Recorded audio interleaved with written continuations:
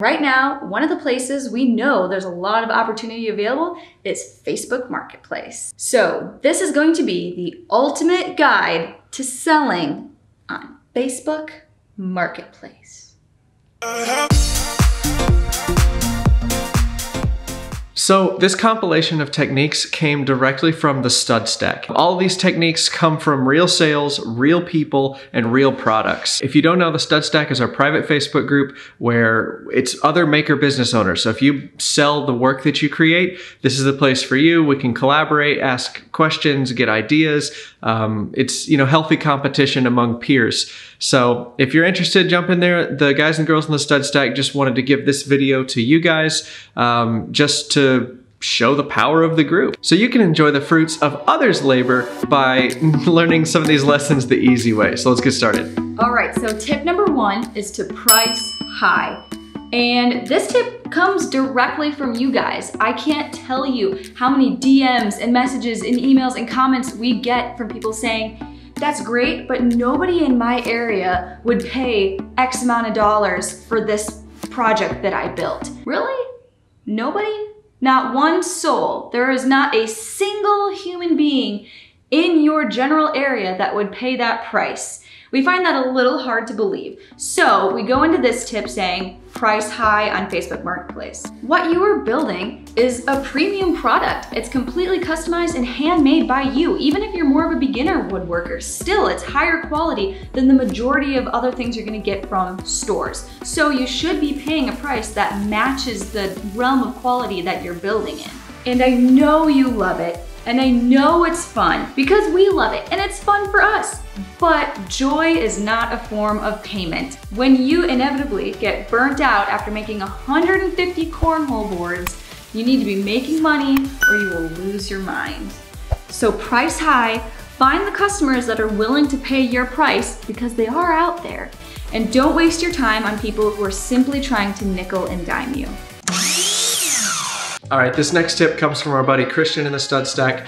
He makes very nice detailed posts on Facebook Marketplace. He puts the size, the shape, the color, the stain choices, everything that you need in order to order the piece. So theoretically, when someone is scrolling through Facebook and they come across his ad, they don't need any more information. They know exactly the size, exactly what it's gonna look like, and they can just reach out and order from him. Because the people on Facebook Marketplace in the experience of our group, they're looking for an easy buy. They don't want to have to make a bunch of decisions and figure a whole bunch of stuff out and message 10 times back and forth. They just want to order the project if they like it. The longer that they take to order, the greater chance that they're going to abandon the cart and not make a full purchase. So you want to give them every piece of information that they need to make a decision.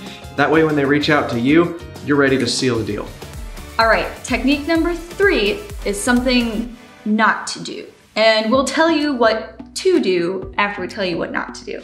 So the guys on the stud stack see this one all the time. They'll see people post random pictures of some stuff that they build generally, and then they'll put like a $1 price tag on it and say, contact me. Like contact me to see what you want to buy, we can negotiate price, and that just leaves way too much open for negotiation. All right, so this is a bad idea for a couple of reasons. One, if they just see your whole portfolio, people have a really hard time seeing what you've built and then transforming that in their own heads to what they want built for themselves. I know that seems really weird, but that's just our experience. Customers have a hard time connecting the dots between what they're seeing and what they want and what you can do and all that kind of stuff. So the second reason that it's not good to just post random pictures with $1 on there is because you're gonna get a lot of people who can't afford your work and they have no idea what it's priced because all you put on there is $1 and contact me.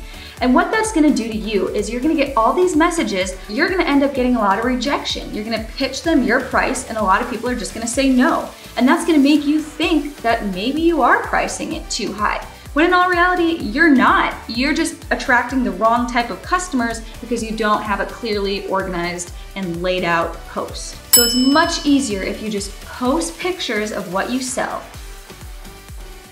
All right, number 4, on that note, Take really good pictures of your furniture staged in the house. We've seen people go from no sales on Facebook Marketplace to more work than they can handle in the stud stack simply because they changed this one thing about their posts. Customers have a really difficult time visualizing furniture from a garage in their own home. I mean, take a look at any furniture website. It's all staged, it's in a home, it's in a room, and it's not on the production facility. It's not on the truck being delivered. It's in the room, set up, furnished, displayed, ready to go. So take your tables, take your stools, take your chairs, put them in your house in a nice, well-lit area and take a great photo of that item, and I promise you, you will get way more responses on Facebook Marketplace. So you don't need a big fancy camera. Honestly, your cell phone is more than enough. Just make sure you get enough light in the lens because that's the limiting factor for your cell phone pictures. That you need to be next to a sunny window or a couple different lamps. Just try to get as much light as you can on the subject before you take the picture. All right, so the fifth technique is using video to communicate. I know that sounds crazy, but our buddy in the stud stack, Austin, basically pioneered this one, and we thought it was such a cool idea. So what he'll do when he gets a message from somebody interested in one of his pieces is he doesn't just type a message back to him. He pulls out the video on his phone, holds it up and says, "Hey, awesome to see that you're interested in one of our kitchen tables. My name's Jenny, I'll be the one building it. We do have an opening on the schedule, so if you can get me a date and a time and a phone number, I'd love to sit down and talk over your table, and after that, we can get a deposit and start building. Thanks." That video response alone is gonna set you apart from every other woodworker on Facebook Marketplace because it shows that you're a real person rather than a faceless business. And people are just so not used to seeing that, it's gonna be super refreshing to your potential clients. So instead of hiding behind little message bubbles, you can just get right there in person and close the sale.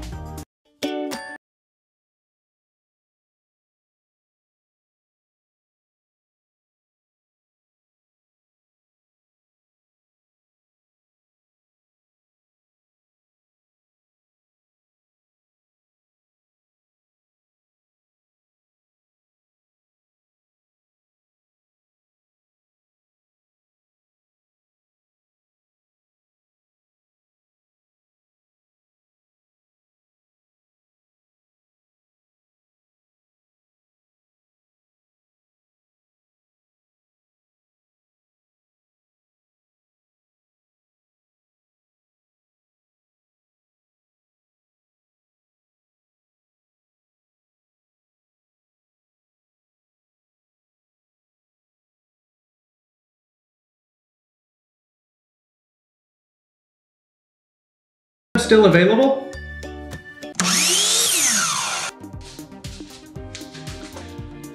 What are we on, number 6? 6. Number 6, we've talked about this before on the channel. It is meeting and delivering in a public place. This is not only for your safety, but it makes the customer feel better. Instead of showing up at your house at some random person's garage, you can meet in a neutral area. We like to use Home Depot parking lot. We've also delivered batches of items in a parking lot of a local restaurant. We just pulled a trailer up and unloaded all the tables as people showed up to pick them up. It was super cool. People made friends with everybody else that was buying tables. It was a neat experience for the customers. But yeah, just meeting and delivering in a local, like, neutral place really makes your customers feel good. It's nice. It's low threat. Because we'd hate to hear that somebody, you know, sold something on Facebook Marketplace and then got robbed or never got paid, and it was just in a random driveway, or they delivered to a home and it was just a sketchy situation. So just deliver in a public setting and you should be good to go. All right, so technique number 7. The guys and gals on the stud stack love this one, and that is to only take payment in forms of cash or electronic payment. So Zelle, PayPal, Stripe, stuff like that. One, it's safe for you because it's a very direct form of payment. Once you have it, you have it. You are waiting on nothing. Because you'd hate to see people's checks bounce, then you don't get the payment and it's late. Also, it's more secure for the client. People know if they pay in cash, they have an exact amount, it went from them directly to you. If you use electronic payments, people can track it on their end and your end.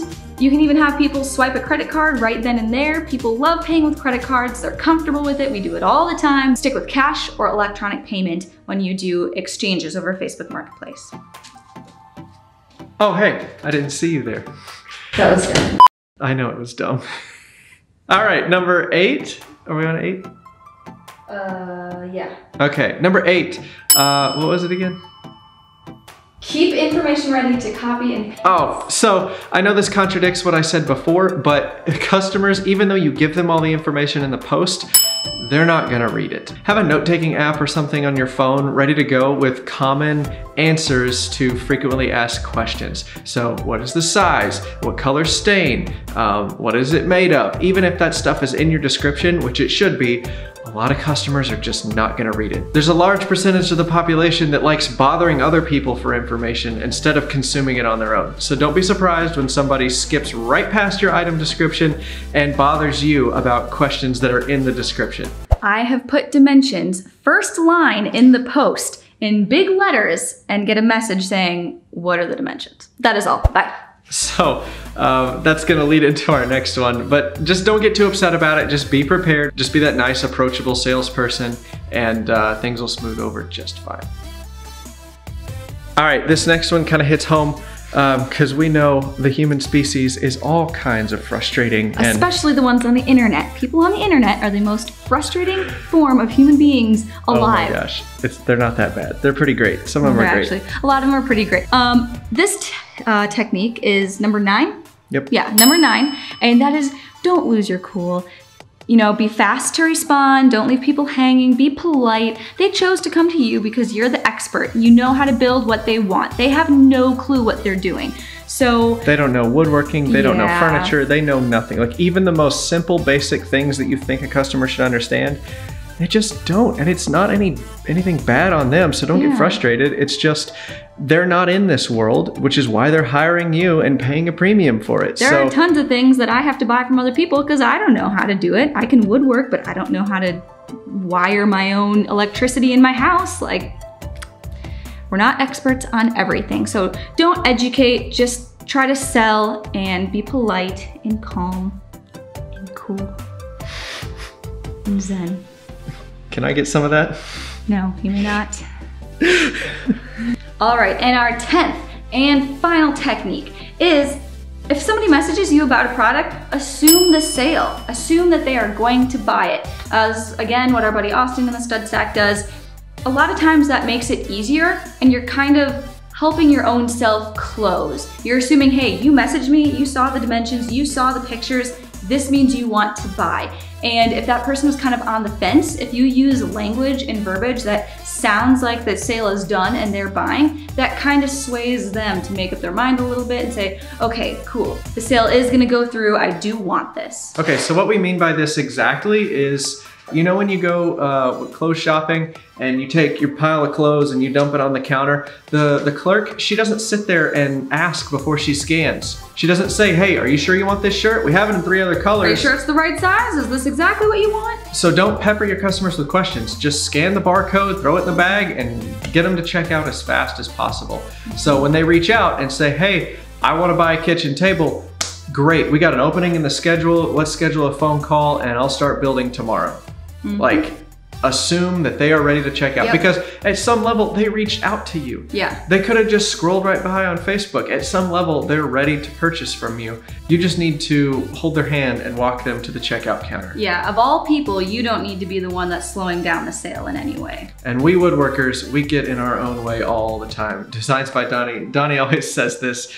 He went into a whole spiel at Workbench Con. He's like, woodworkers get in their own way all the time. And it's by doing things like this where you're just trying to be nice. You're not trying to be pushy, but it really hurts you in the long run. I'm not saying be mean. That's why we had technique number 8, 9. That's why we had the previous technique about not losing your cool. That one.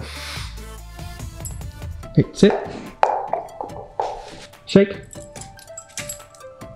Almost. Almost.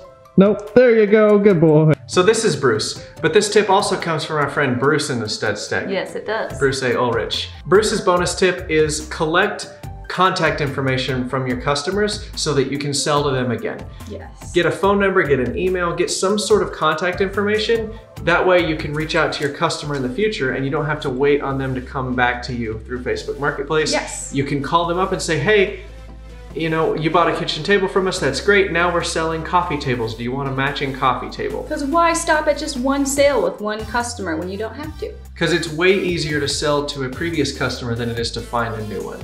It is 10 times more expensive to sign a new customer. Okay, yes, it was a trick question. Yep. Correct. So when you get a good one, grab a phone number and hang on to it. Right, Bruce? He said yeah. All right, so like we said, all this advice came from the Stud Stack directly. They just wanted to share this with you, give you a taste of what it's like in there. Yeah. These are all tips that got shared back and forth. All we did was make one post. It's just a really great place to share your struggles, share your wins. In a community that knows exactly what you're talking about. I mean, we've got a web designer in there. Oh, we'll just quit talking about it. They wanted to talk for themselves. Yes. So we're gonna roll some footage of them. Do you mind? I'm trying to record a video here. It's like, well, my ear itches, so. Hey guys, my name's Jared. I have a small little woodworking furniture business down in southern Utah, and I am a member of the Stud Stack. I highly encourage you to join the Stud Stack if you're thinking about it. Bite the bullet, pull the trigger, do all those things, get in the group. And why I can say that so energetically is I've been part of the group for about a month now, and it's been a great experience. We've had so many people just willing to help. You put up a comment, a question, anything you might need help with, and you get responses throughout the entire day for the next week, however long. People are just so willing to share and to give and to make you feel like you're part of a little community, a group that's willing to invest in you and invest in your success. Hey guys, RJ from Makers Work out here in Oklahoma, and even though I've run a successful business for myself for a number of years, there's something to be said for being surrounded with a group of people who are trying to accomplish exactly what you're doing. And let me tell you, the Stud Stack gave me that and so much more. One of the things that I was really impressed with when I got into the Stud Stack was the wide range of people in different places of their business. I didn't jump into a group where everybody was making six figures and stuff like that. I joined a group that had people who were just like me, who were looking, how do I take this hobby of mine or how do I take this business of mine and really elevate it? The Stud Stack has been fantastic when it comes to feedback, whether it's pricing or just tools or what's the best way to do this, how do I talk to customers. It's really been fantastic to be able to post something in the group and get truly beneficial responses that people have thought through from experience instead of just, you know, whatever is flying off the top of their head. So I would highly recommend that you check out the Stud Stack. You literally have nothing to lose and everything to gain. Hop on in, say hello, we'd be happy to have you guys.